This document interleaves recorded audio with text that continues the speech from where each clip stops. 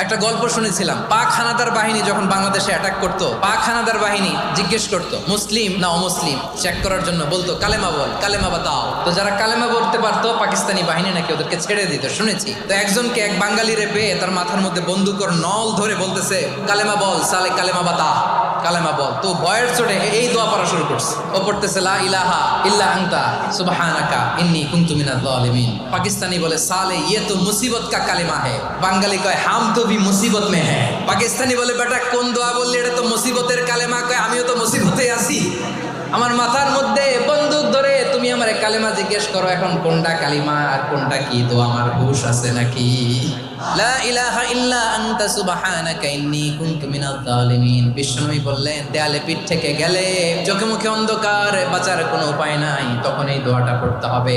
এই দোয়া পড়ে আল্লাহর কাছে ফরিয়াদ করলে বিপদ মুক্ত করবেন কে?